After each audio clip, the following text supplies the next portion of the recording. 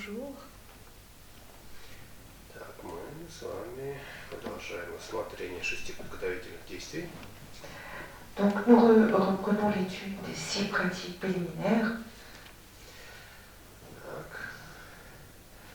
Сегодня у нас положение тела и настрой ума. Aujourd'hui, nous continuons la partie, la façon dont on pose son corps et dont on prépare son esprit. То есть до этого мы рассмотрели то, в какой позе находится тело. Donc nous avons déjà vu dans quelle pose nous devons nous trouver, quelle posture. То, что необходимо обратить внимание на такие моменты, как ноги, руки, спина, зубы, губы, язык, голова, глаза, плечи.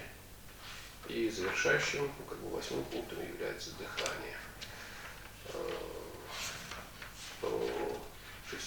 65-66. Et donc nous avons vu qu'il était important tout d'abord de faire attention à la position des jambes, des mains, du dos, des bras, du dos. Après, ensuite, faire attention à nos dents, à nos lèvres, à la position de la langue. Et pour terminer, la position de la tête, des yeux, des épaules et ainsi que la respiration.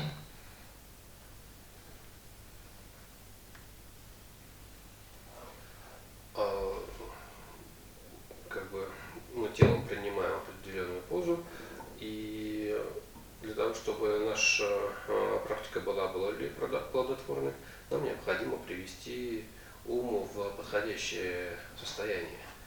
Для этого мы совершаем упражнение с наблюдением за дыханием, когда мы считаем циклы дыхания. Et alors tout d'abord, il faut qu'on prenne la bonne position avec notre corps, mais pour que la pratique que nous allons entamer soit bénéfique, il est également extrêmement important de préparer son esprit. Et afin d'amener son esprit dans l'état adéquat, il est bon de faire un exercice pendant lequel on va observer nos cycles de respiration. Ну, вот это дыхание можно считать одним из пунктов, можно не считать, поэтому говорится о 7 или 8 признаках позы Вайрочаны. Et en fait, la respiration, on peut soit la prendre en compte, soit décider de ne pas la prendre en compte. Donc c'est pour ça qu'on parle soit de la pose en 7 points ou celle en 8 points de Vairochana, suivant si on compte la respiration ou pas. 169 страница. Верхний абзац. Так что можно и не считать вдохи и выдохи, но так или иначе перед началом каждой медитативной сессии необходимо создать благой настрой ума. Voilà, et là on reprend dans le texte, et c'est pour cela que l'on peut ne pas, il est possible de ne pas compter les inspirations et les expirations, mais de toute façon, avant le début de chaque session de méditation, il est indispensable d'avoir le bon état d'esprit. Если вы желаете, чтобы ваша практика была плодотворной перед ее началом, необходимо установить правильную мотивацию. Et si vous voulez que votre pratique soit fructueuse, eh bien, il est indispensable que, avant le début, vous ayez une motivation juste. В своей работе «Вопросы об искренности побуждений» великий Цонгхапа задает ряд вопросов мастерам медитации Тибета.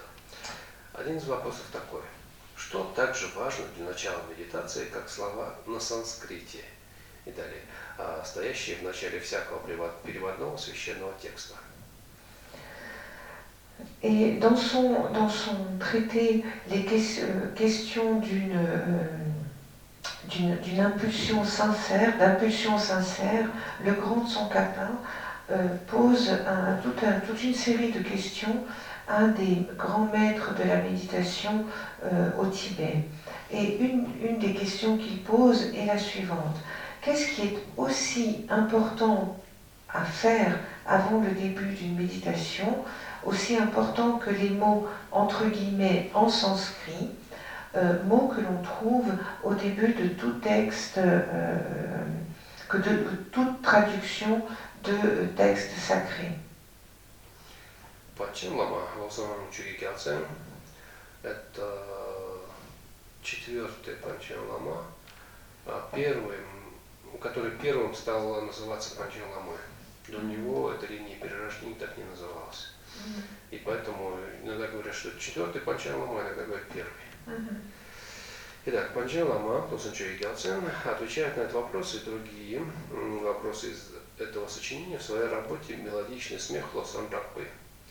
Он пишет: подобно тому, как слова на санскрите должны стоять в начале каждого переводного текста, также и перед началом любой медитации необходимо тщательно проверять свой ум. Вот что разумеешь ты, о несравненный гуру. Et donc le Panchen Lama Lobsang Chökyi Gyaltsen, qui est considéré comme le quatrième Panchen Lama parce que c'est le premier qui a été appelé Panchen Lama. Auparavant, les trois premiers qui ont existé ne portaient pas ce nom de Panchen Lama. Donc c'est pour ça que parfois on estime que c'est le premier des Panchen Lama. Et donc ce Panchen Lama Lobsang Chökyi Gyaltsen répond à cette question et répond également à d'autres questions dans son ouvrage qui est intitulé « Le rire mélodieux de Lobsang Drakpa ». Et il écrit tout comme les mots en sanskrit, entre guillemets, doivent se trouver au début de chaque texte traduit, et bien, de la même façon, avant toute méditation, il est indispensable de vérifier avec attention son esprit. Et c'est ce que tu veux dire, c'est ce que tu veux dire, toi, ô gourou inégalable. Другими словами, перед началом каждой медитации очень важно правильно установить свою мотивацию. В сутре сказано: все дармы обусловлены причинами, основа которых наша мотивация. Et en d'autres mots, avant chaque méditation, il est très important d'avoir la bonne motivation, d'engendrer la motivation juste. Et dans le sutra, il est écrit: tous les dharmas sont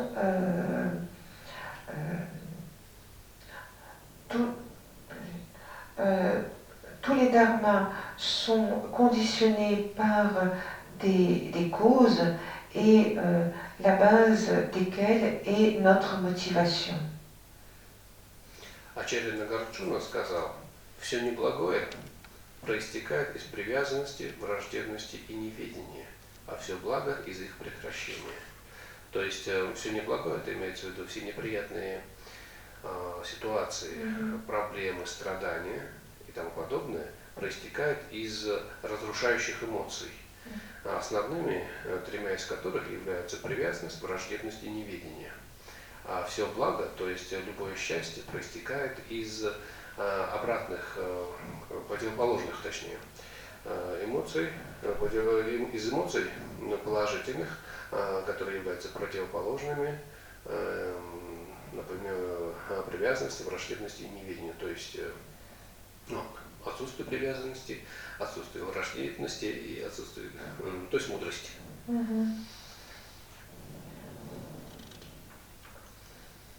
Неведение, мудрость.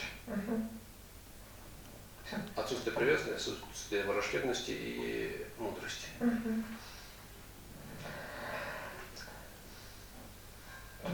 Et Acharya Nagarjuna a écrit que tout ce qui est mauvais est en fait le résultat de l'attachement, de la haine et de l'ignorance. Et tout ce qui est bon vient du fait qu'il n'existe plus, qu'il se soit arrêté. Et en d'autres mots, qu'est-ce qui est mauvais? C'est de tout ce qui est mauvais naissent ce dont à quoi il fait allusion dans ce texte, naissent les problèmes, la souffrance et toutes ces émotions perturbatrices et destructrices que l'on ressent. Et par contre, qu'est-ce qui est à l'opposé de cela, à l'opposé de l'attachement, de la haine et de l'ignorance? On va avoir des émotions positives qui leur sont opposées. Et donc c'est l'absence d'attachement, l'absence de haine et la sagesse qui leur sont opposées. Великий Атеша сказал, если корень растения ядовит, ветви и листья тоже смертоносны. Если корень целебный, то ветви и листья тоже станут лекарством. Точно так же и все, что коренится в пристрастии, отвращении и неведении, станет неблагим. То есть все, что происходит от разрушительных эмоций, все, в основании чего лежат разрушительные эмоции, приносит неприятные ощущения, то есть страдания и тому подобные проблемы. А если действия основаны на отсутствии разрушающих эмоций, на сострадании,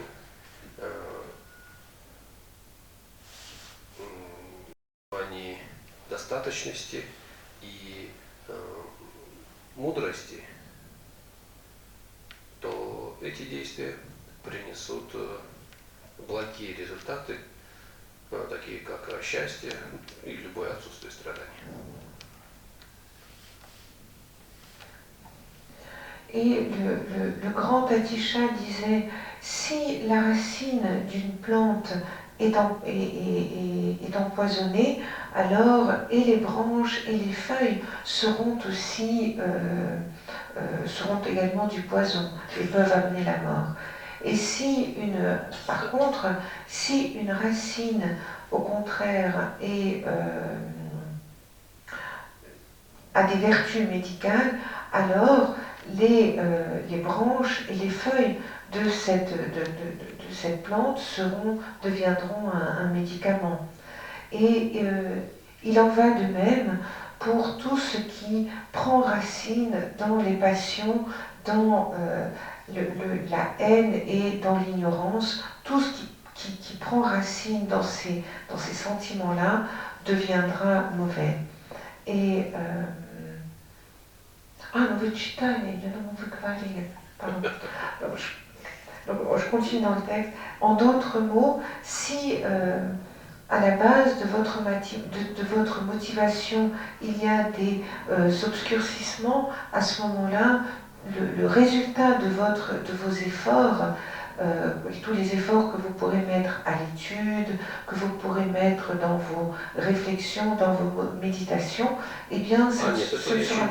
Ah, ok, non, pardon, parce que je croyais qu'il avait... Pardon, donc en fait, je reprends ce que Lamatengon a dit, parce qu'il avait commencé de la même façon, il m'avait semblé qu'il avait lu le paragraphe. Mais non, donc je reviens aux notes.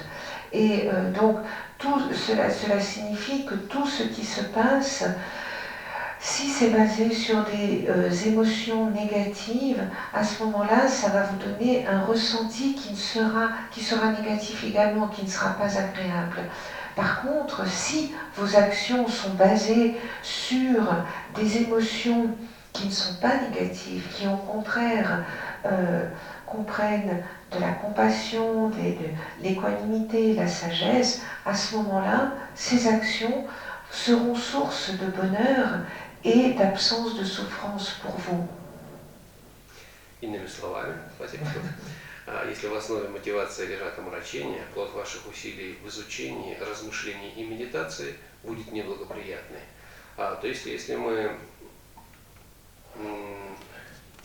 созерцаем, медитируем, совершаем какие-то практики, либо же учимся, исходя из дурной мотивации, с целью причинить кому-то боль, ущерб, либо же с желанием подпитать какую-то свою гордыню или из какой-то подобной мотивации, то в результате этого, даже вроде бы совершая какие-то благие поступки, мы тем не менее создаем неблагую карму. Et donc, en d'autres mots, si à la base, si votre motivation repose sur une motivation négative, à ce moment-là, tout le résultat de tous les efforts que vous allez mettre dans l'étude, dans vos réflexions et dans la méditation seront négatifs également. En d'autres mots, si dans vos pratiques, dans vos méditations, la motivation n'est pas juste, c'est-à-dire que si vous voulez utiliser quelque chose qui est bien pour nourrir votre orgueil, pour avoir l'idée de faire du mal à quelqu'un, à ce moment-là, le résultat ne sera pas positif et vous ne ferez qu'accumuler des karmas négatifs. Если же намерения, лежащие в основе вашей мотивации, благие, то даже самое неблагое действие, такое как убийство, может стать движущей силой для завершения ваших накоплений, то есть для приведения к совершенству ваших благих накоплений, благих заслуг и изначальной мудрости. Par contre, si l'intention qui se trouve à la base de votre motivation est bonne, alors l'action qui va suivre, même si cette action n'est pas bonne, par exemple si on parle de tuer, de meurtre, eh bien cette action, même si elle n'est pas bonne, elle peut devenir le moteur pour accumuler des mérites. Et pour accumuler des mérites, et elle peut poser les bases de la sagesse. Когда наш учитель Будда пребывал еще на пути обучения, то есть когда он был еще бодхисаттвой, в одном из своих воплощений он был отважным капитаном по имени Махасаттва. Однажды он вышел в море на корабле вместе с 500 купцами. Почитай все социальные. Вышел в море вместе с 500 купцами, которые отправлялись на поиски сокровищ. На корабле был также разбойник Калашакти, который собирался на обратном пути убить этих купцов и завладеть добычей. И тогда капитан, движимый великим состраданием, убил злодея. Он сделал это не только для того, чтобы спасти жизни купцам, но и с целью уберечь Калашакти от последствий его греховного поступка, злодейского поступка, попадание в ад. В сутре говорится, что посредством этого деяния Будда собрал больше благих заслуг, чем мог бы накопить в течение 40 000 великих кальп. Конечно, убийство само по себе никогда не может стать причиной завершения накопления благих заслуг. Но на основе огромной силы его сострадательной мотивации возник мощнейший импульс, направленный на их накопление. Et donc, lorsque notre maître, le Bouddha, était encore dans sa phase d'apprentissage, lorsqu'il était encore un bodhisattva, dans l'une de ses renaissances, il était le capitaine d'un bateau qui s'appelait Mahasattva. Et un jour, il a pris la mer sur son bateau avec 500 marchands et ils étaient partis pour chercher un trésor. Et sur ce même bateau, il y avait un bandit qui s'appelait Kalashakti et qui s'apprêtait sur le chemin du retour à tuer tous ces marchands afin de leur voler les richesses qu'ils ramèneraient avec eux. Et à ce moment-là, le capitaine, mû par une infinie, une très grande compassion, a tué le brigand. Et il l'a fait non seulement pour sauver la vie des marchands, mais dans le but de faire en sorte que le brigand Kalachatk n'ait pas à souffrir des conséquences de l'acte qu'il s'apprêtait à commettre et qu'il aurait amené en enfer. Dans le sutra, il est dit que parce qu'il a commis cet acte, le Bouddha a accumulé plus de mérite que ce qu'il aurait pu, que la somme de ce qu'il aurait pu accumuler comme mérite au cours de 40 000 grands kalpas.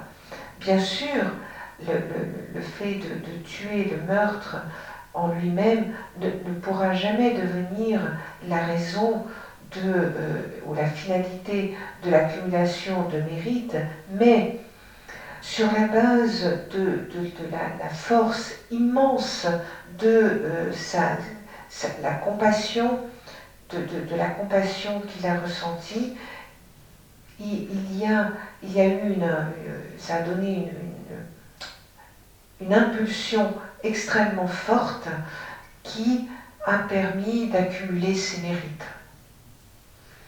Мотивация определяет все. Благое и неблагое, созревание благотворных и губительных плодов кармы, ее усиление и так далее. Et en fait, tout dépend de la motivation. Le bien comme le mal, ainsi que le fait que les fruits du karma, qu'ils soient bons ou qu'ils soient mauvais, c'est cette motivation qui va faire mûrir en fait les fruits du karma d'une manière positive ou négative et qui va les rendre plus forts ou pas. Однажды в Индии, здесь опять приводится легенда, однажды в Индии жили брахман и нищий кшатрий. Брахман тоже питался подаянием. Как-то раз брахман отправился за подаянием, но в неподходящее время. Сангха еще не приступила к еде, и поэтому брахман не получил ничего. А кшатрий выбрал время более удачно. Он пришел в тот момент, когда монахи как раз собирались выносить остатки трапезы, и получил очень много пищи.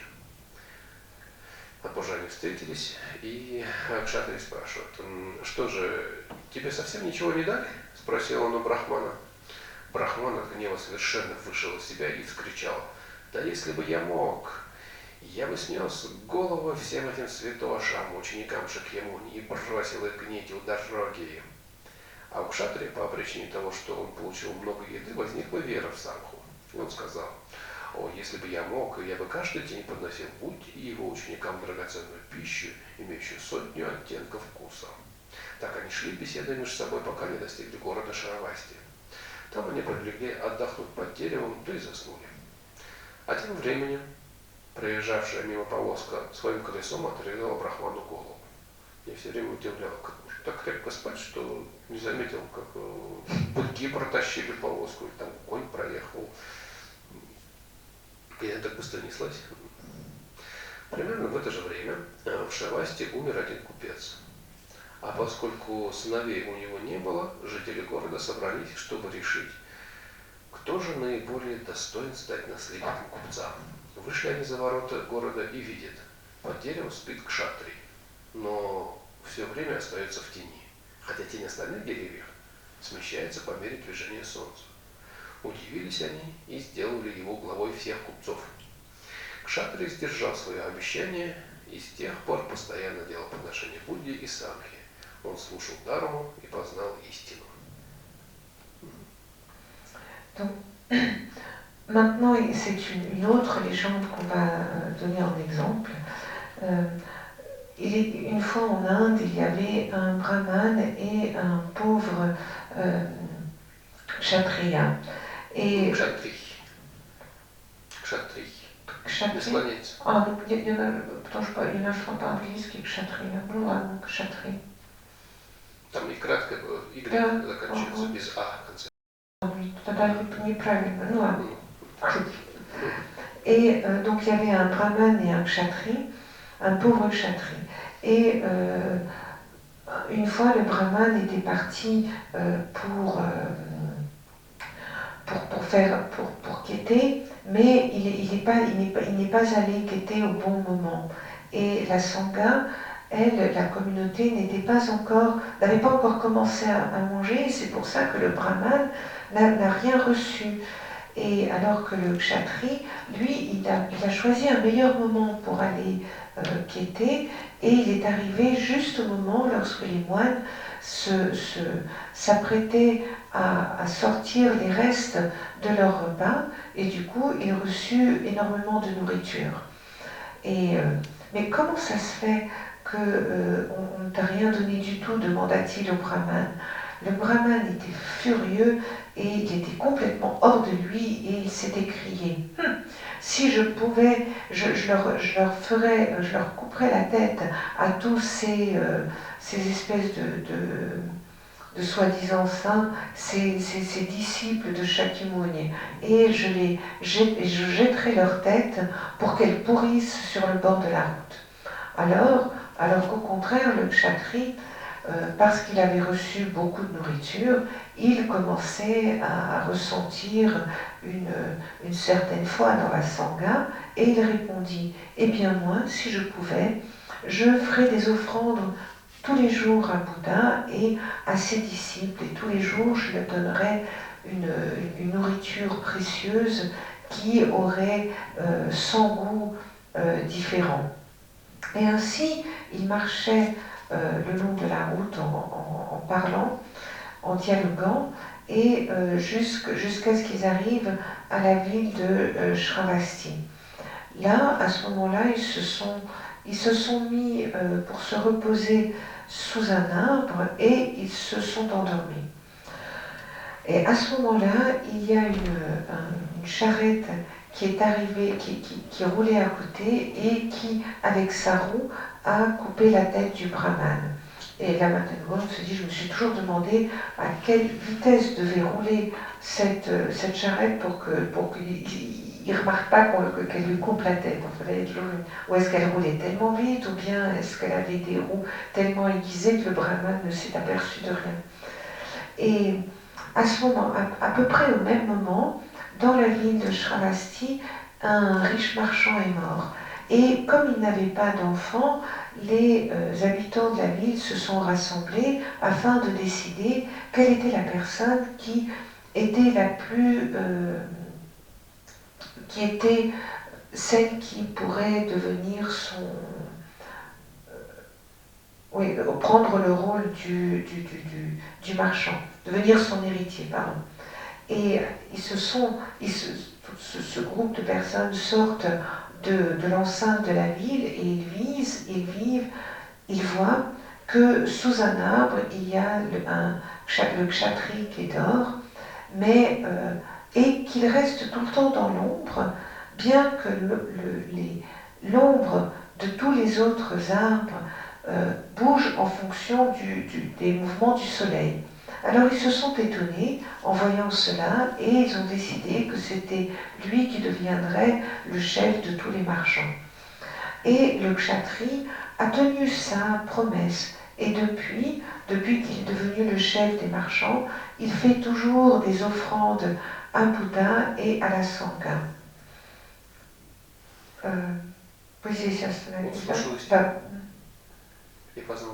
Et alors il écoutait le Dharma et il a compris la vérité. В этой сутре есть такие слова, которые как бы описывают мораль этой легенды. Ум предшествует всему. Ум быстр, и он всего глава. Когда отравлен ядом ум, все речи и дела лишь муки принесут. Как колесо, что голову брахмана отсекло. А если ум напротив чист, то за речами и делами лишь счастье следует, как тень за кшатри. Et dans ce sutra, il y a les paroles suivantes qui sont un petit peu comme qui sont la morale de cette légende et qui disent les mots suivants. L'esprit, c'est ce qui est avant tout. L'esprit est rapide et il est à la tête de tout. Et lorsque Mais si l'esprit est empoisonné, alors toutes les paroles et toutes les actions que l'on pourra commettre n'apporteront que des souffrances. Et comme la roue qui a coupé la tête du brahman, si l'esprit, au contraire, est pur, alors les paroles et les actions seront suivies de bonheur, la conséquence des paroles et des actions seront du bonheur qui suivra, tout comme l'ombre a suivi le kshatri. Однако, другими словами, все кармические последствия, даже самые весомые, проистекают из мотиваций, благих или пагубных. Et en d'autres mots, toutes les conséquences karmiques, même celles qui ont le plus de poids, elles dépendent de la motivation. Que la motivation soit bonne ou au contraire qu'elle soit mal intentionnée. Однако благую мотивацию нужно иметь не только в начале своей практики, но и на всем ее протяжении. В наши дни при встрече люди обычно спрашивают друг у друга, как твое здоровье, как у тебя дела. А вот Атиша имел обыкновение спрашивать, возникло ли у тебя добросердечие? Ну, можно так привести, а можно как возник ли у тебя добрый ум, возник ли у тебя позитивный настрой ума, как бы. Возможно, Атиш не сам придумал такой как бы способ приветствия, а принес его из Индонезии. Он очень долго жил там, и в Индонезии в то время очень широко распространилась практика буддизма Махаяны, практика именно тренировки ума, и судя по другим вариантам приветствий индонезийским, вполне возможно, что это один из вариантов приветствия. Возникло ли у тебя добросердечие?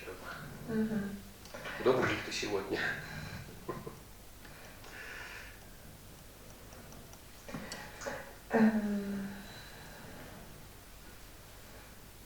Et donc, ceci dit, il faut avoir une motivation, cette motivation juste, il faut l'avoir non seulement au début de la pratique, mais tout au long de la pratique.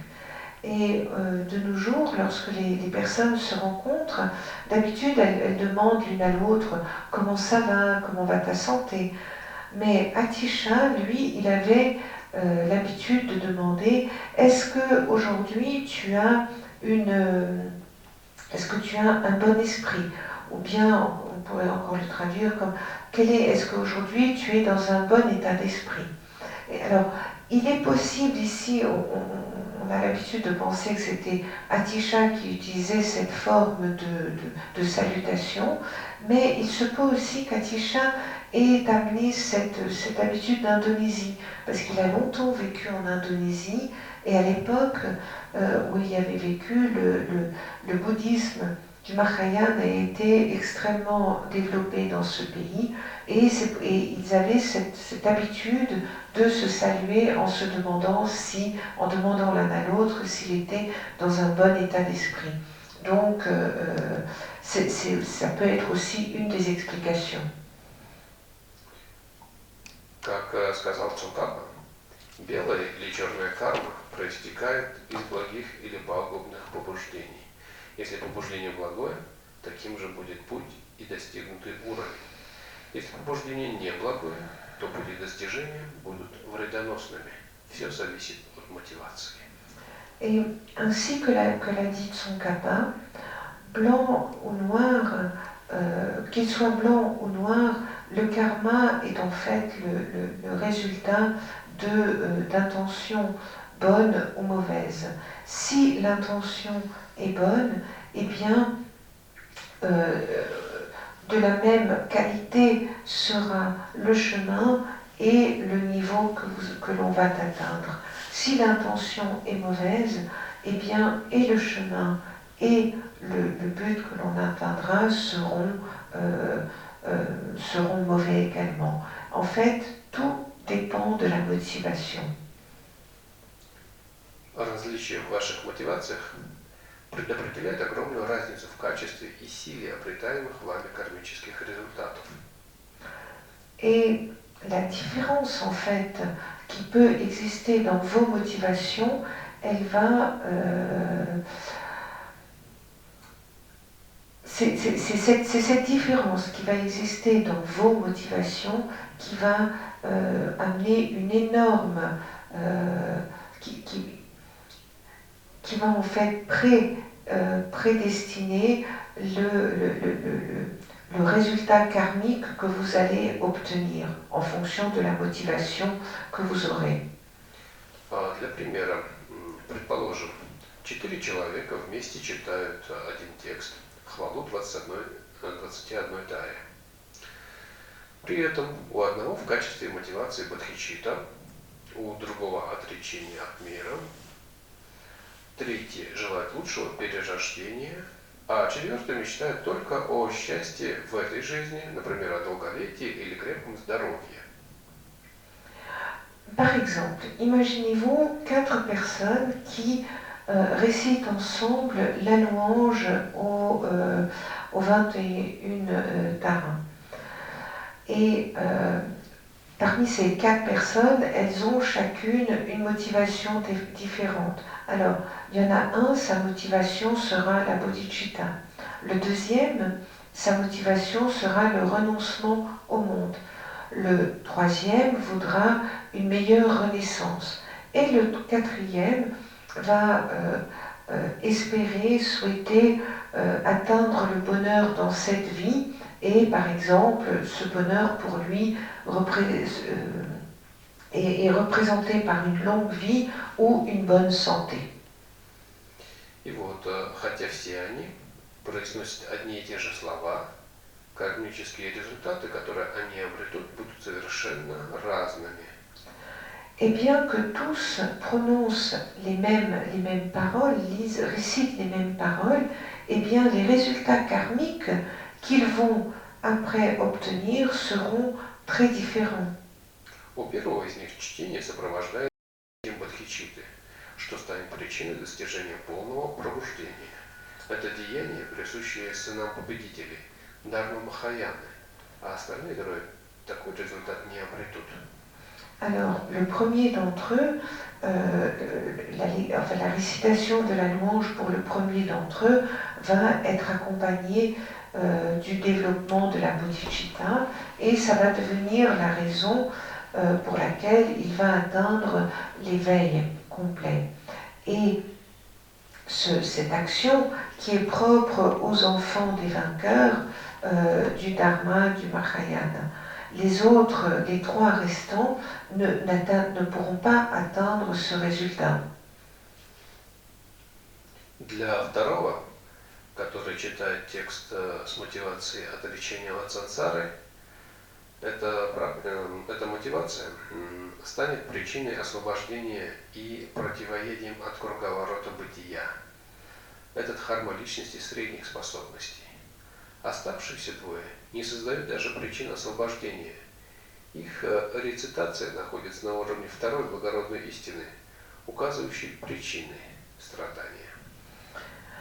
Alors pour le deuxième qui va lire la prière en ayant la motivation de se détacher de renoncer au samsara, cette motivation lui permettra de se libérer et sera un antipoison du cercle des renaissances. Et ce dharma, c'est en fait le dharma d'une personnalité avec de qualité intermédiaire. Les deux autres, ils ne pourront pas créer, les deux autres n'arriveront à créer aucune raison pour leur libération. Et leur récitation restera au niveau de la deuxième noble vérité qui indique la cause de la souffrance. Хотя молитва третьего не создает причин ни для всеведения, ни для освобождения из сансары, она может предохранить его от рождения в низших уделах. Это дхарма малой личности. Alors, bien que la prière du troisième ne crée aucune raison pour atteindre un niveau de connaissance absolue et ne crée aucune raison pour la libération, elle peut cependant lui éviter de mauvaises renaissances. Et ça, c'est le dharma de la personnalité d'un niveau de développement inférieur. Et alors que la prière de la quatrième personne, qui А четвертого уже читали? Нет, извините. А молитва четвертого относится лишь к этой жизни и вовсе не относится к дхарме. Да, в конечном итоге и на его жизнь такая молитва вряд ли окажет действие, на которое он рассчитывает. Et la prière de la quatrième personne, elle ne fait référence qu'à sa propre vie et elle n'a rien à voir avec le dharma. Et en fait, au final, cette prière va certainement avoir peu d'influence et n'apportera certainement pas les résultats escomptés. Мы, когда совершаем практики, тоже чаще всего совершаем их с мотивациями четвертого человека. Об этом нужно задуматься. Et c'est vrai que quand on fait des pratiques, très souvent on a la motivation de la quatrième personne. Et je pense que là, ça vaut la peine de s'arrêter et de réfléchir à cela. Как сказал Атиша, спроси меня, каков результат действий, направленных на обретение мирского счастья, славы и успеха. И я скажу тебе, этот результат сказывается лишь в этой жизни. Спроси меня, что принесет это в следующих жизнях, и я отвечу. Рождение в аду, голодным духом или животным. Et ainsi que l'a dit Atisha, demande-moi quel sera le résultat des actions qui sont dont le but est d'avoir un bonheur terrestre, beaucoup de succès, une grande renommée, et je te répondrai. Ce résultat, il ne sera tangible que dans cette vie. Et demande-moi qu'est-ce que cela va apporter dans des vies futures et je te répondrai. Cela va apporter une renaissance dans les enfers, dans le monde des esprits affamés ou dans le monde animal. Итак, если участвуя в монастырских церемониях или диспутах, или слушая дхарму, мы делаем это с мотивацией бодхичитты, то любой наш шаг, любая какая-то деятельная активность, акт любой активности станет деянием сына победителей, более ценным, чем 100 000 золотых монет. Et ainsi, même si l'on prend part à des cérémonies dans un monastère ou bien dans des joutes verbales ou bien encore lorsque l'on écoute le dharma, si on le fait avec une motivation après avoir engendré la bodhicitta, eh bien n'importe lequel de nos actes sera l'acte d'un des fils des vainqueurs et sera à ce moment-là aura beaucoup plus de valeur que 100 pièces d'or. А пожертвование, к примеру, еды или чая, сделанное с целью занять определенное место в монастырской иерархии, это и есть то, о чем сказала Атиша. Alors que si l'on fait des offrandes, par exemple de nourriture ou bien de thé, et si on les fait que dans le but d'avoir une place particulière dans la hiérarchie du monastère, eh bien là, ce sera ce à quoi faisait, ce dont parlait Atisha. Мотивация определяет также успех любой вашей медитации. Et Атиша, обращаясь к монахам, сказал: если усердно созерцая своего драгоценного гуру, вы смешиваете это с желанием получить чай или отрез шелка, ваша практика не принесет подобных добрых плодов. Если же вы медитируете пусть и со слабым намерением, стремясь положить конец перерождениям или посеять семя высшего освобождения, то даже небо не сможет вместить обретаемые, вот тут небо или пространство, возможно космос, вместить обретаемые в результате благие заслуги. Et la motivation, de votre motivation dépend aussi le résultat de n'importe quelle méditation. Et Atisha a dit aux moines, si lorsque vous mettez beaucoup de force pour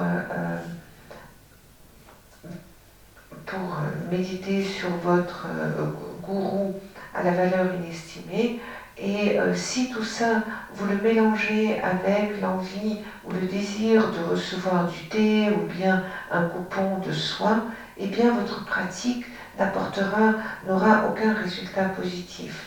Si l'on médite, bien même avec une intention qui ne soit pas très forte, mais en voulant vraiment mettre une fin au cycle de renaissance et si on espère aussi planter les graines de libération, la véritable libération, eh bien à ce moment-là, même l'espace ne pourra, l'espace sera trop petit pour que l'on puisse y mettre tous les mérites que vous accumulerez. Итак, все ваши изучения, размышления, медитации, все практики садхана, развитие щедрости посредством подношений, молитвы, восхваления, дары и все прочее не имеют никакой ценности, если они не сопряжены с правильной мотивацией, сильной или совсем маленькой. Поэтому к необходимости с самого начала создать правильную мотивацию следует относиться с величайшей серьезностью. Далее, поскольку это дарма Махаяны, здесь недостаточно иметь просто лишь благие намерения, но выполняя все свои практики, вы должны сохранять особый добродетельный настрой ума, бодхичитту. Ainsi, toutes vos études, toutes vos réflexions, méditations, toutes les pratiques de sadhana, tout le développement de la générosité grâce aux offrandes que vous allez faire, les prières, les louanges, les offrandes, etc., tout cela n'aura aucune valeur si tous ces actes ne sont pas accompagnés par la motivation juste, qu'elle soit forte ou qu'elle soit toute petite, mais qu'elle soit juste. Et c'est pour cela qu'il est important, il est indispensable d'engendrer la motivation juste dès le début. Et c'est pour cela, et c'est quelque chose qu'il faut prendre extrêmement au sérieux. Ensuite, parce que c'est le dharma du Mahayana, ici il est indispensable d'avoir non seulement une motivation de bonnes intentions, mais lorsque vous faites vos pratiques, vous devez conserver cet état d'esprit qui est particulièrement positif, à savoir la bodhicitta. У того, кто развил подлинную бодхичитту, она возникает совершенно спонтанно. И в этом случае нет необходимости применять описанные ниже методы. А если же ваша бодхичитта порождается лишь искусственно, к ее развитию необходимо приложить сознательные усилия.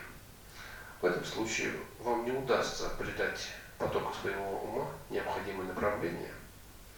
Одним лишь прочтением строк «Ради блага всех матерей моих, живых существ» начинайте с мысли «Я обрел это наилучшее человеческое рождение», и далее размышляете о Ламрима, пока не доходите до размышлений связанных с Махаяной. И здесь уже ради блага всех матерей моих, живых существ, да достигну я совершенного пробуждения. С такой целью стану осваивать в медитации это учение об этапах пути к пробуждению. Я уже упоминал это несколько дней назад. Итак, начинайте с первой темы, размышляйте о том, как трудно обрести наилучшее человеческое рождение, и идите дальше, далее, вплоть до раздела о развитии бодхичитты. Таким способом осуществляется постепенное преобразование вашего ума. Ну или можно использовать какие-то другие тексты, уже готовые, в которых описывается тематическая медитация по стадиям пути к пробуждению.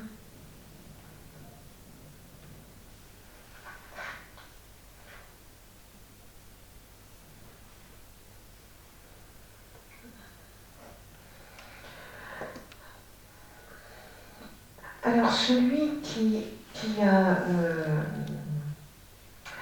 qui a développé la véritable bodhicitta, et elle va apparaître de manière complètement spontanée. Et dans ce cas-là, il n'y a pas besoin d'avoir recours aux méthodes qui vont être décrites plus bas. Mais par contre, si votre bodhicitta, elle ne naît que de manière artificielle, et à ce moment-là, il est indispensable de faire des efforts pour l'engendrer. Et dans ce cas, vous ne pourrez pas mettre votre esprit, vous ne pourrez pas encore mettre votre esprit dans la bonne direction en lisant juste les lignes pour le bien de toutes mes mères, de toutes les créatures vivantes. À ce moment-là, il faudra que vous commenciez tout d'abord par la pensée que j'ai la chance d'avoir eu cette renaissance sous la forme d'être humain, et vous terminerez avec la pensée pour le bien de toutes mes mères, tous les êtres vivants, je vais atteindre l'éveil. Et c'est avec ce but que je vais lors des méditations, parfaire cette étude des étapes qui mènent à l'éveil. J'y ai déjà fait référence il y a quelques jours. Et c'est pour cela, à ce moment-là, vous devez commencer par le premier thème. Vous devez tout d'abord commencer à réfléchir sur le fait qu'il est tellement difficile d'avoir cette renaissance sous la forme d'être humain. Et à ce moment-là, après, vous continuez votre réflexion et jusqu'à arriver au chapitre du développement de la bodhicitta. Et c'est ainsi, par cette méthode, que vous pourrez transformer petit à petit votre esprit et aller suivre toutes les étapes du Lamrim. Ou bien sinon, vous pouvez également avoir recours à d'autres textes thématiques qui existent et qui traitent de la méditation et des différentes étapes qui mènent, différentes étapes de la voie vers l'éveil.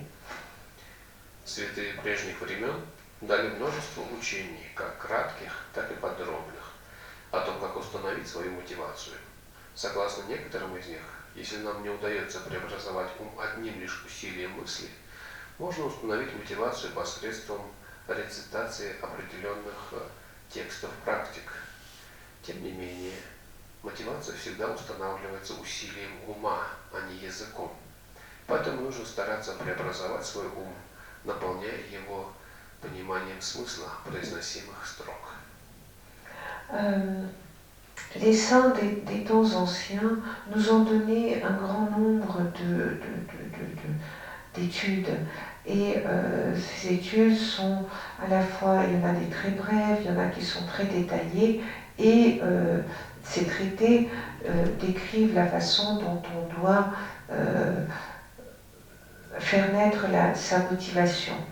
Et dans certains de ces traités, il est écrit que si vous n'arrivez pas à transformer votre esprit seulement avec vos pensées, on peut quand même arriver à obtenir la motivation juste grâce à la récitation de certaines prières. Cependant, la motivation, elle va quand même se mettre en place grâce à l'effort que l'on va faire avec notre esprit et non pas avec la langue ou avec la bouche, en fait, avec les paroles. Et c'est pour cela qu'il faut faire l'effort de transformer son esprit en le remplissant de la compréhension du sens des paroles que l'on récite. Итак, пребывая в этом особом благом настрое ума, примите прибежище и зародите бодхичитту. Но будьте внимательны. В данном учении я соединяю текст 3 ламримов, говорит Паводка, в каждом из которых имеется своя версия подготовительных ритуалов, визуализации прибежища и поля заслуг.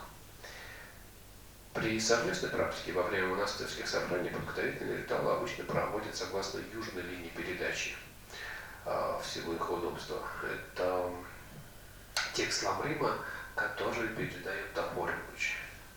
Особое желание неприемственности идет именно через Тхапорингучи.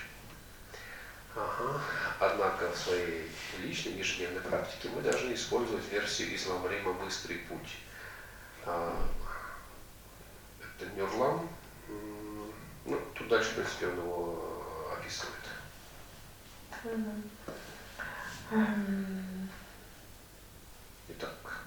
Итак, там не переводили.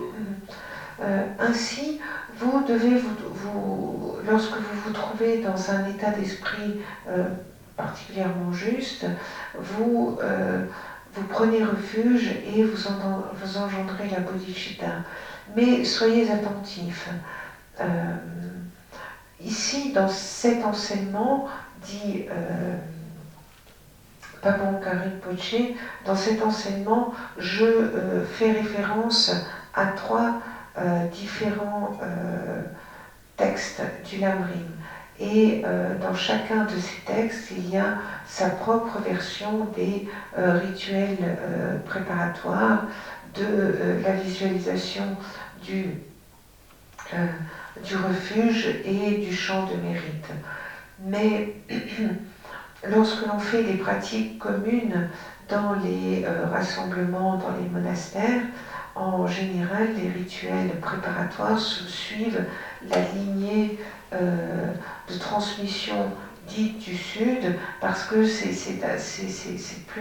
plus pratique ainsi. Et cette lignée de transmission, c'est une lignée de transmission vivante qui passe aujourd'hui par Dakpo Rinpoche. Cependant, dans votre pratique quotidienne, vous devez avoir recours à la version du Lamrim appelée la voie rapide, qui est le Nyurlam et que l'on va voir plus bas. Для принятия прибежища вам следует прежде всего построить соответствующую визуализацию. А согласно быстрому пути Нюрлам, она осуществляется следующим образом. Представьте себе в пространстве перед собой огромный драгоценный трон, поддерживаемый 8 львами. На стайне вытянутой руки огромный трон, поддерживаемый 8 львами. А при этом, если вы представляете себе трон слишком высоко, у вас может возникнуть отвлечение, то есть ум придет в возбуждение. А если слишком низко, это ведет к расплыванию, то есть к вялости ума. Можно заснуть. Оптимальное положение на уровне межбровья. А на этом огромном троне располагается 5 тронов поменьше. 1 в центре и 4 в главных сторонах света. Alors, pour la prise de refuge, vous devez tout d'abord commencer par avoir la visualisation qui correspond à cette prise de refuge. Et en accord avec la voie rapide ou le Nyurlam, cette visualisation se fait de la manière suivante. Vous imaginez dans l'espace devant vous, et ça doit se trouver à peu près comme au bout de votre bras, si votre bras est tendu devant vous, vous visualisez un immense trône extrêmement précieux qui est soutenu par 8 lions. Et alors faites attention, ce trône, vous ne devez pas le visualiser trop haut parce que à ce moment-là vous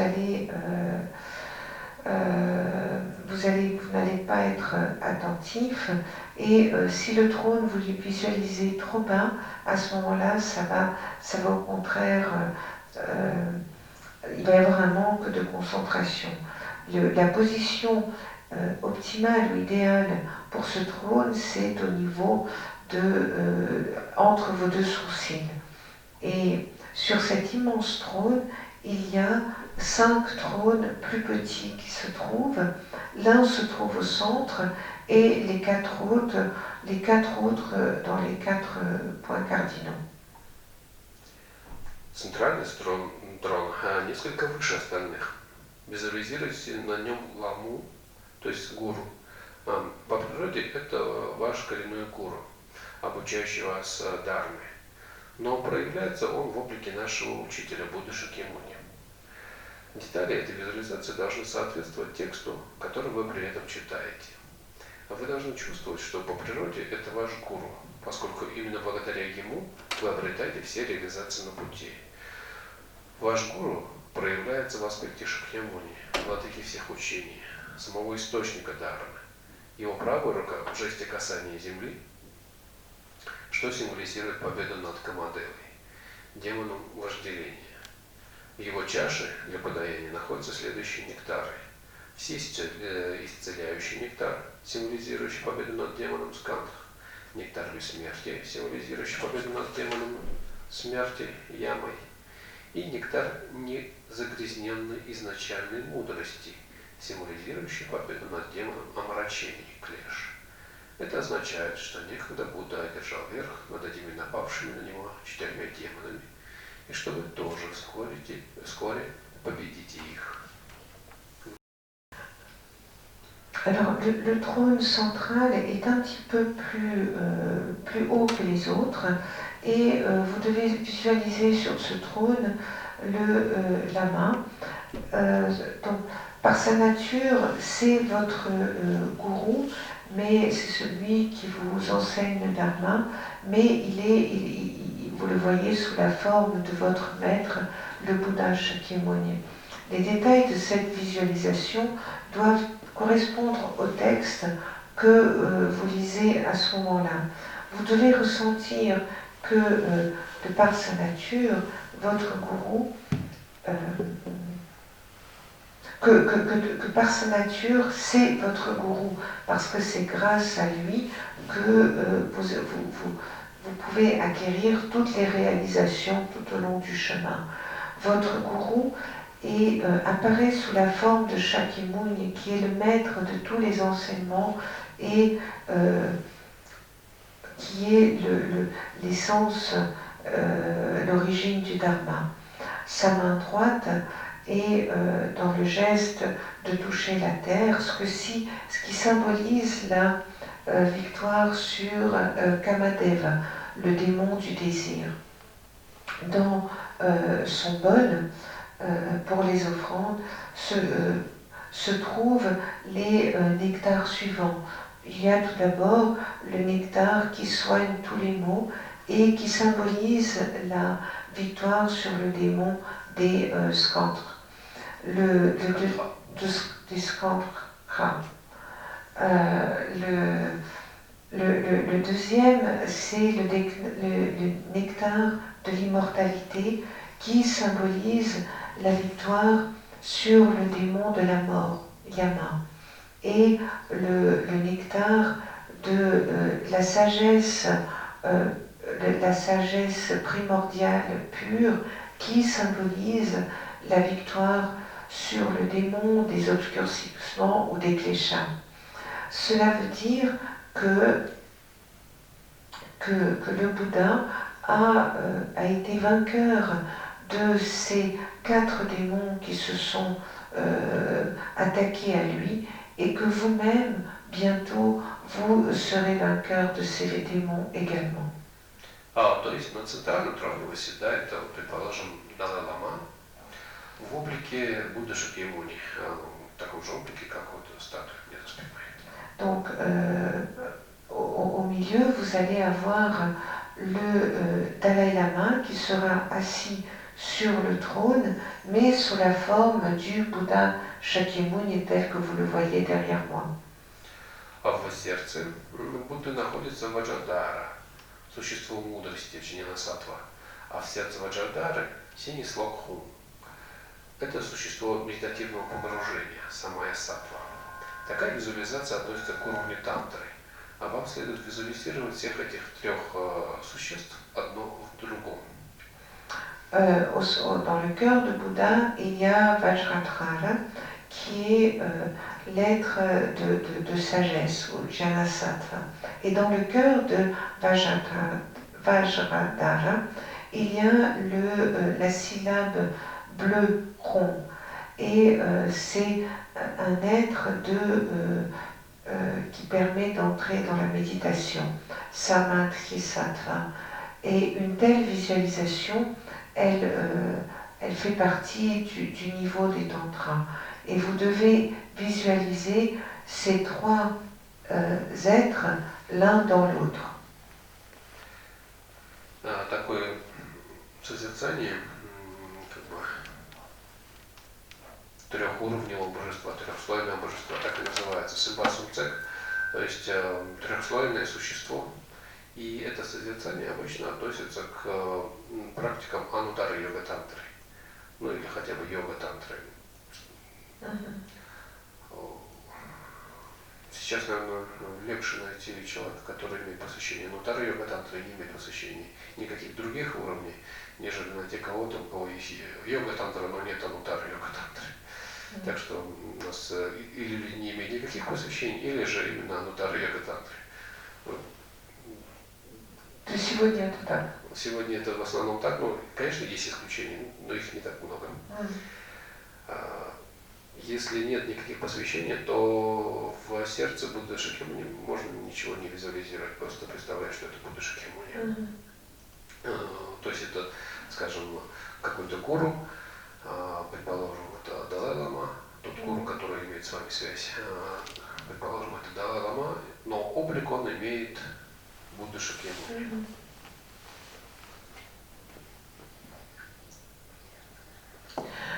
Donc cette visualisation des êtres à 3 niveaux, elle fait partie du Anuttara Yoga Tantra ou du Yoga Tantra. Mais aujourd'hui, c'est vrai on trouve plus facilement des personnes qui ont eu des initiations de Anuttara Yoga Tantra plutôt que Yoga Tantra. Mais bon, c'est comme ça. Par contre, si vous n'avez aucune initiation, eh bien, il suffit de visualiser le Bouddha Shakyamuni. Mais, et dans son cœur, vous voyez votre gourou, qui en l'occurrence est le Dalai-lama, mais qui prend la forme du Bouddha Shakyamuni.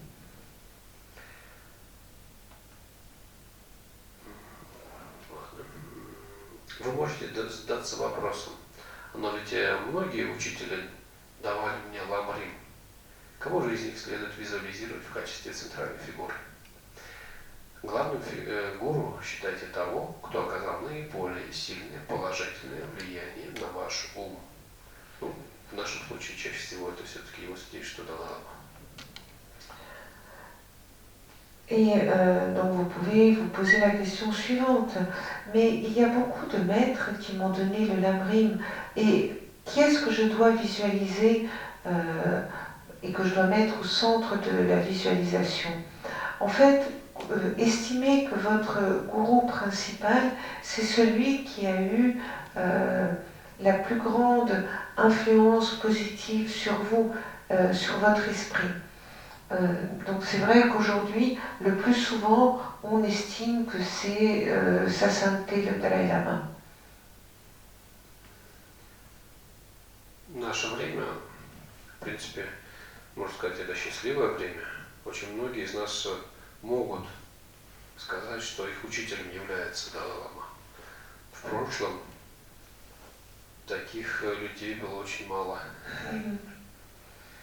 которые могли бы говорить, что получали непосредственно наставление от Далай-ламы. Et c'est vrai qu'aujourd'hui, en cela, on vit des temps heureux, puisqu'il y a beaucoup de personnes qui peuvent dire qu'elles ont reçu des enseignements directement de Sa Sainteté le Dalai Lama. Auparavant, il y avait très peu de gens qui avaient la chance de pouvoir recevoir de pouvoir entendre Sa Sainteté le Dalai Lama, recevoir des enseignements. На троне меньшего размера, справа от Будды, находится Майтрея. Вот как у нас Будда Шакьямуни восседает, и по правую руку от него восседает Майтрея. Его трон окружен учителями линии обширных деяний. Слева от Будды, на троне меньшего размера, то есть на таком же, как у Майтреи, восседает Манджуши, окруженный ламами линии глубокого воззрения. Alors, sur un trône qui est de plus petite taille et qui se trouve à droite du Bouddha, on va être assis Maitreya, qui se trouve là à droite, et sur la gauche, et son trône est entouré des maîtres de la lignée de l'action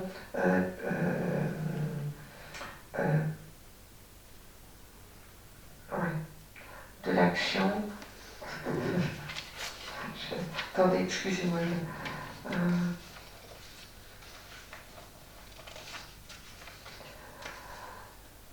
De l'action large.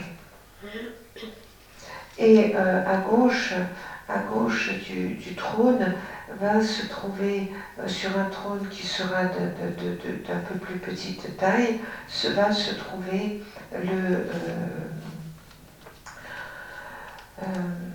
va se trouver Manjushri, qui est entouré des lamas de la lignée de la vue profonde. Et Maitreya, il est entouré des lamas de la lignée de la pratique vaste ou de la vaste conduite.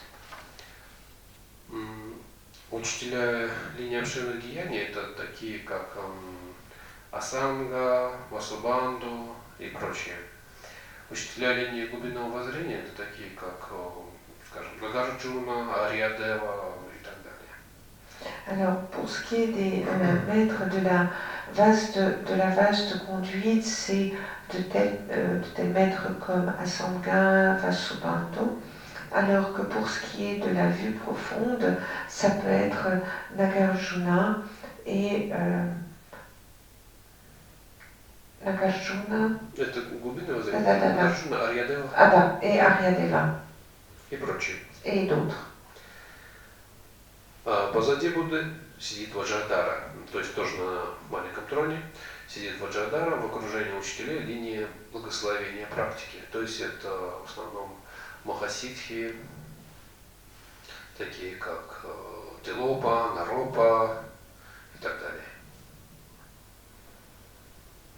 Et derrière le Bouddha, il va y avoir Vajradhara qui va être entouré des maîtres de la lignée de la pratique, de la pratique de la bénédiction de la pratique, et ce sont des maîtres du Mahasiddhi tels que Telopa Naropa,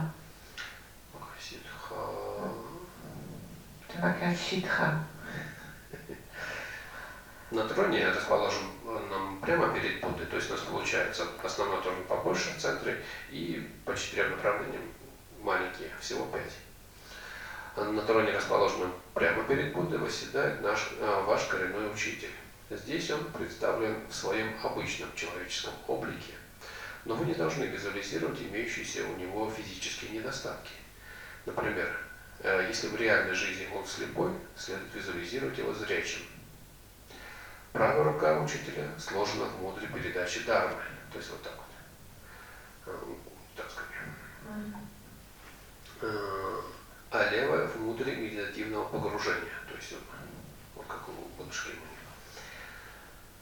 На ладони его левой руки расположен сосуд долгой жизни. Это такая как бы ваза, в которой стоит дерево, исполняющее желание. Эти две мудры свидетельствуют, что он истинный Будда и может учить Дharме, пребывая в медитативном погружении, созерцание глубокой пустоты. Кроме того, мудрая передача Дharмы вдохновляет его учеников на обучение, а мудрое медитативное погружение на претворение своего обучения в практику. Sur le trône qui est disposé juste devant le Bouddha, il y a votre maître racine. Et ici, il est représenté dans sa forme habituelle humaine, mais vous ne devez pas visualiser les défauts physiques qu'il peut avoir. Par exemple, si dans la vraie vie il est aveugle, il faut le visualiser comme quelqu'un qui voit.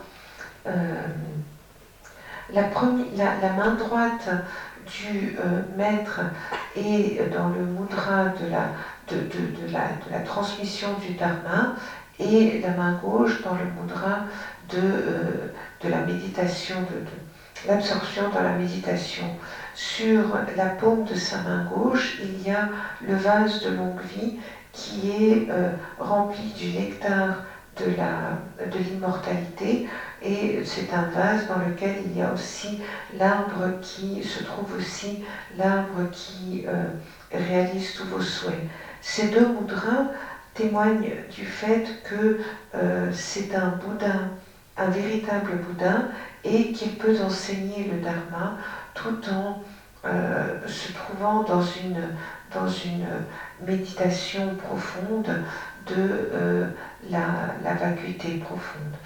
De plus, le mudra de la transmission du Dharma inspire ses disciples et les incite à étudier, et le mudra de la méditation, ça, c'est ce qui permet de réaliser son enseignement et de le transformer en pratique. Великий Цункапа сказал, главное препятствие для счастливцев, вступивших на путь освобождения, это омрачение, клиша, властвующий над умом, и яма, властвующий над телом. Et le grand Tsongkhapa a dit, les principaux obstacles pour les bienheureux qui se sont engagés sur le chemin de la libération, ce sont les obscurcissements, les kleshas qui ont une emprise sur l'esprit, et le yama qui, lui, a une emprise sur le corps. Иначе говоря, главное препятствие для практики Дharмы – это омрачение, овладевающее умом, и владыка смерти, овладевающий телом. En d'autres mots, les principaux obstacles pour la pratique du Dharma, ce sont les obscurcissements qui ont une emprise sur l'esprit, et le Seigneur de la mort qui, lui, a une emprise sur le corps. То есть мы не практикуем или из-за того, что мы подвержены каким-то эмоциям, лень тоже эмоция. Или из-за того, что мы просто уже умерли. En fait, on ne pratique pas soit parce qu'on est sous l'emprise d'émotions, et la paresse est également une émotion quand on ne pratique pas, soit parce qu'on est déjà mort et qu'on ne peut plus avoir la maîtrise de notre corps. В качестве противоядия отвращения ваш гуру дает учение. Это символизирует мудрую передачу дharмы. А сосуд долгой жизни с нектаром бессмертия символизирует победу над владыкой смерти.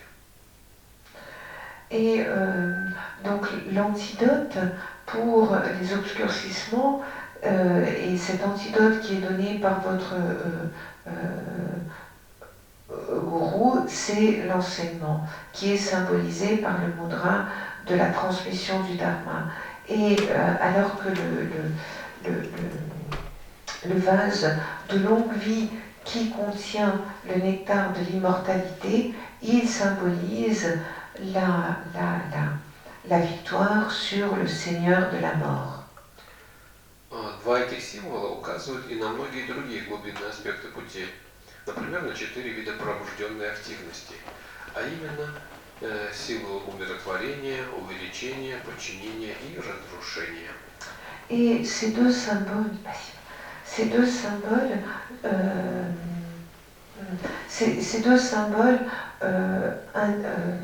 font référence également à d'autres aspects très profonds de la voie. Par exemple, les 4 aspects de l'activité éveillée et donc la force de la pacification, de l'accroissement, du fait de maîtriser, de la maîtrise, le fait de dompter et de la destruction. Этот основной гуру окружен всеми учителями, всеми другими учителями, от которых вы получали какие-либо учения, начиная с того, под руководством которого вы изучали алфавит.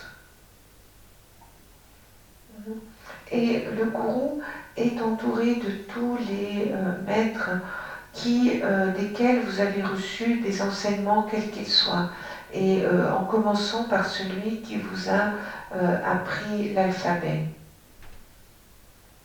Если нас попросят перечислить наших учителей, мы затруднимся с ответом, и нам придется погрузиться в подсчеты, может быть даже используя четки или счеты, калькулятор. А вот сколько денег в нашем кошельке, это мы помним прекрасно. Вот вам пример того, насколько мы несерьезно воспринимаем гуру в качестве основы пути.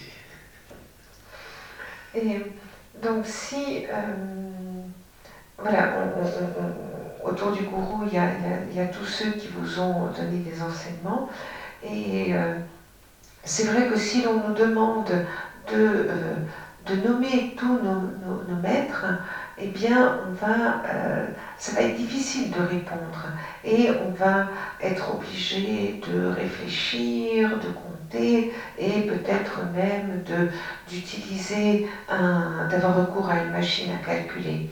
Par contre, si on vous demande combien vous avez d'argent dans votre porte-monnaie, ça vous le savez tout de suite.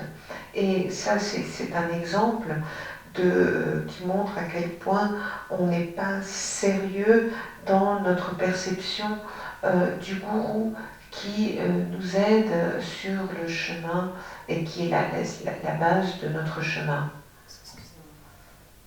Quand on dit les gourous qui nous a appris les ABCD. Pardon?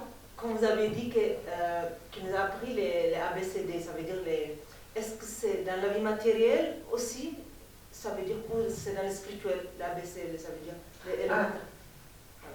Здесь, когда вы говорите о том, что вот это, начиная, все учителя, от которых вы получали учение, даже начиная с азбуки, с алфавита, это вот, кто действительно обучал азбуке вот практично, или это имеется в виду только духовная азбука? все учителя, благодаря которым вы обретали какие-либо знания. Non, c'est toutes les personnes qui vous ont donné des connaissances, grâce auxquelles vous avez acquis des connaissances, quelles qu'elles soient. C'est intéressant. Pour moi, je trouve que c'est Даже если это бабушка, благодаря которой вас учила этому А, Б, С, Д. Même si c'est la grand-mère, si c'est votre grand-mère qui vous a appris à déchiffrer les premières lettres. Мы выражаем почтение ко всем, благодаря кому мы стали теми, кто мы есть. En fait, il s'agit d'exprimer du respect à tous ceux qui nous ont aidés à devenir ce que nous sommes aujourd'hui.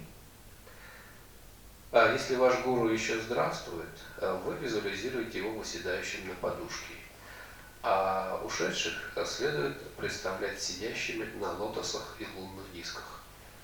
Alors, si votre gourou est encore vivant, vous le visualisez assis sur un coussin.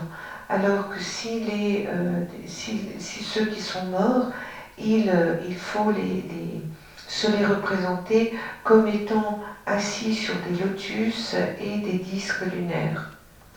Здесь следует говорить о 5 группах гуру, поскольку учителя в этой визуализации расположены в 5 группах.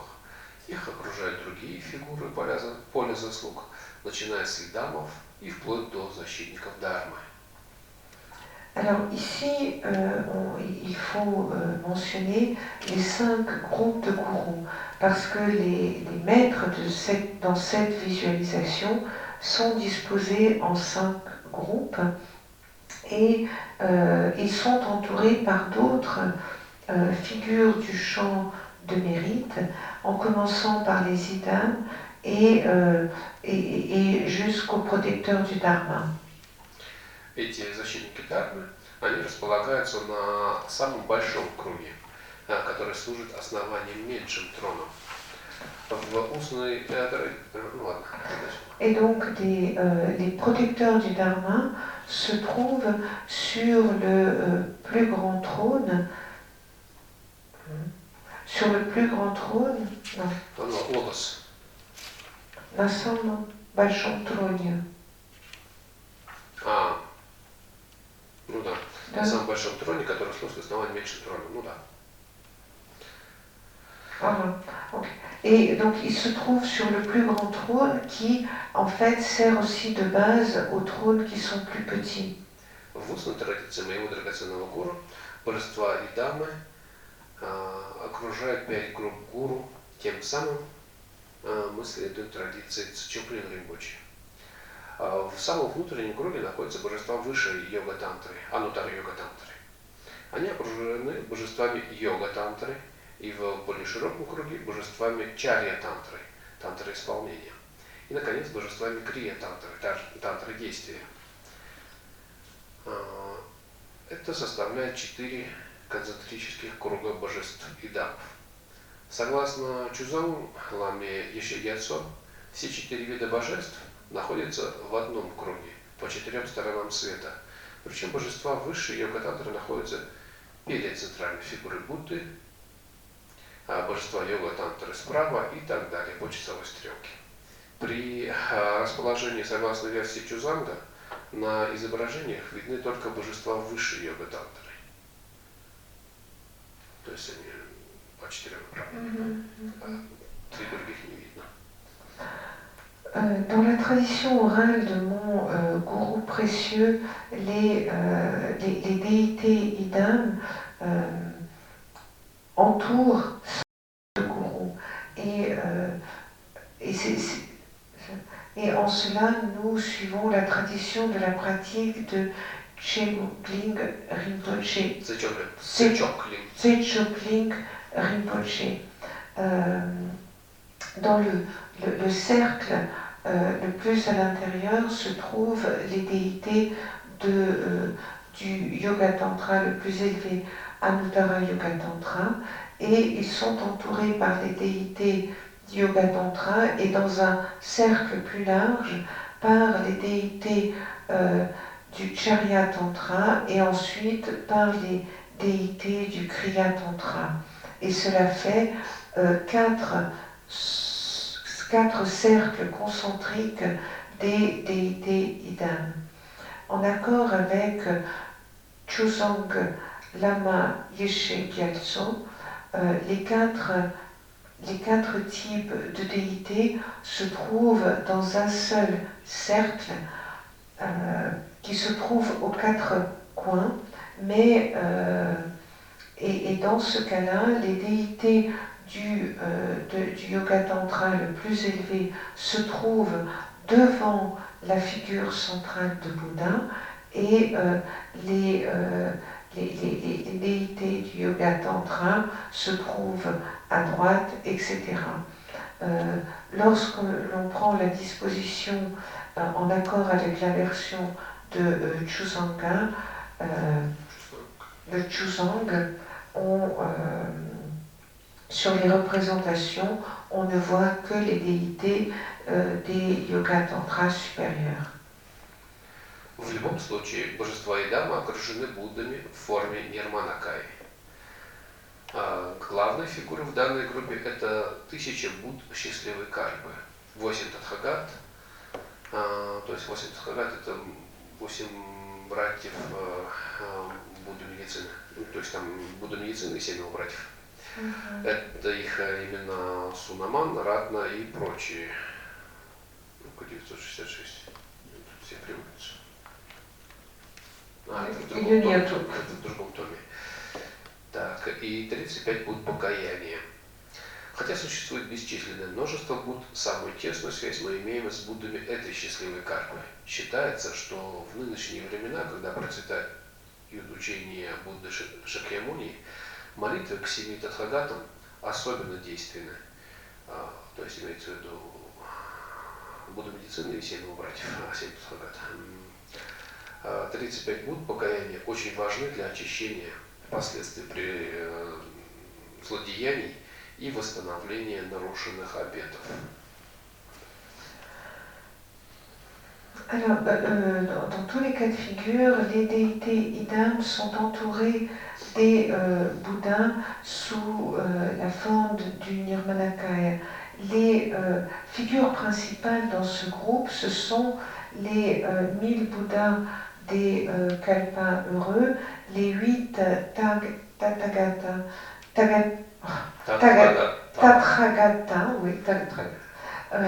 c'est-à-dire le Bouddha de la médecine et ses 7 frères. On a Sunaman, Ratna et d'autres, et les 35 Bouddhas du regret. Bien sûr, bien qu'il existe un nombre infini de Bouddhas, la relation la plus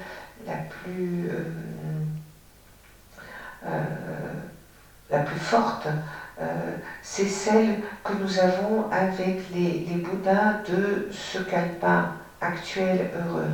Et on estime que aujourd'hui, lorsque fleurissent les enseignements du Bouddha Shakyamuni, les prières aux 7 Tathagata ont beaucoup d'effets, c'est-à-dire au Bouddha de la médecine et à ses 7 frères, et les 35 Bouddhas du regret sont également extrêmement importants pour purifier les conséquences de nos fautes et pour faire renaître les vœux que l'on n'a pas tenus. Будды, в свою очередь, окружены бодхисаттвами, такими как 8 ближайших духовных сынов Будды. Не только у Шакьямуни, они у всех бывают. Манджуши, Ваджапани, Авалокитешвара, Майтрея, Самантабхадра, Кшитигарбха, Гарбха, Акаша Гарбха. Сколько? Агаша. Акаша. Сколько ты? 5, 6, 7. И приготовься, сосредоточься. Сарва, Ниварана, Вишкамбин. Vishkan. Камбин.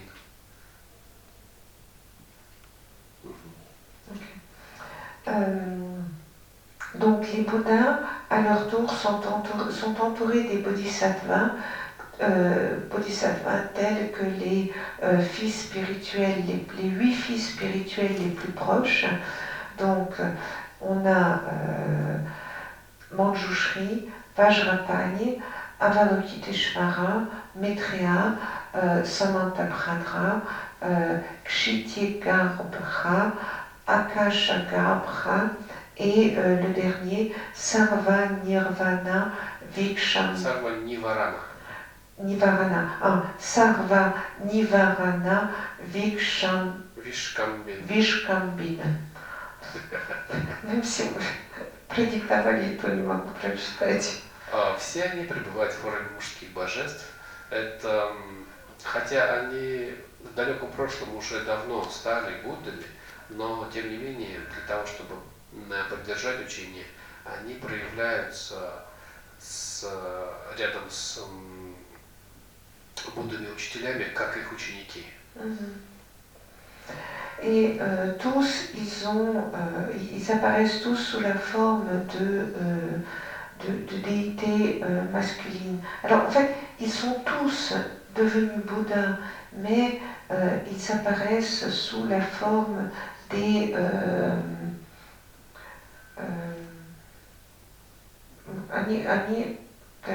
извините, они проявляются... Они давно уже Будды, но для того, чтобы поддержать учение, они проявляются как ученики Будды.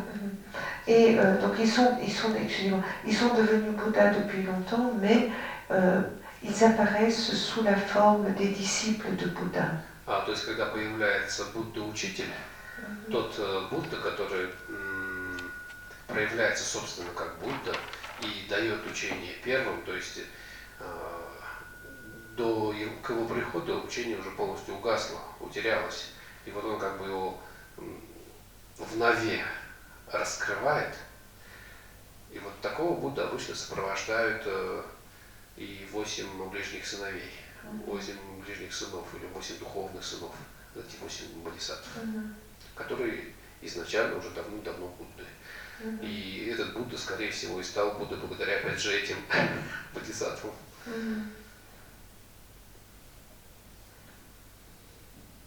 Parce qu'en fait, quand il y a l'enseignement d'un Bouddha qui est sur le déclin, il y a un autre Bouddha qui va arriver, qui va reprendre cet enseignement, et il va toujours être accompagné de ces 8 fils spirituels des bodhisattvas qui vont l'accompagner sur ce chemin de l'enseignement, et c'est finalement grâce à eux qu'il va redevenir après Bouddha. Et donc c'est ces 8 fils spirituels qui l'entourent et l'accompagnent. Бодхисаттвы окружены Пратьяка-буддами, например, группа из 12 Пратьяка-будд. За ним следует круг Шравак, 16 старейшин, здесь Ангаджа, Аджита и прочие. Вот здесь 16 старейшин у нас на верхней полке, их статуи располагаются. Все они в облике монахов. Они символизируют нравственную чистоту и держат в руках монашеские чаши для подаяния. Посохи с железными навершиями, имеется в виду монашеские посохи. И книги на пальмовых листьях. Собственно, какие атрибуты всегда видно бывает на изображениях 16 старейшин.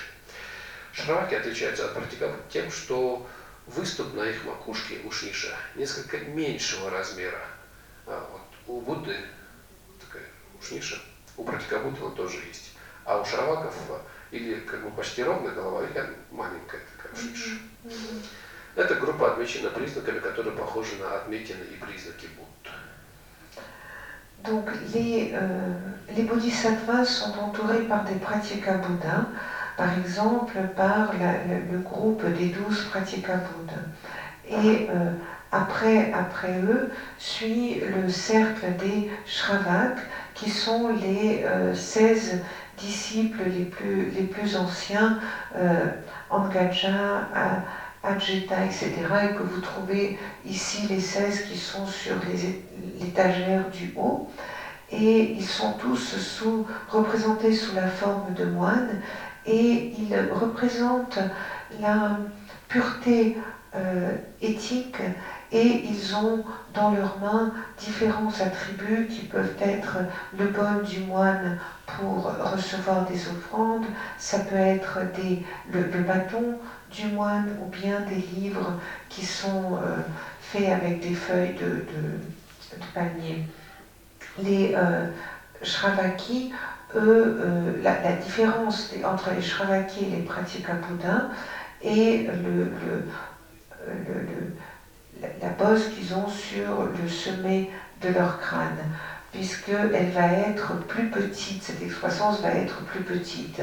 Et ce groupe a quand même des signes extérieurs qui sont semblables aux signes du Bouddha, mais qui vont être plus petits.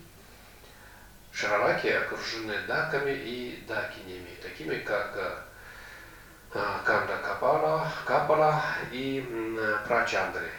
Их форма описана в тантре Хируки.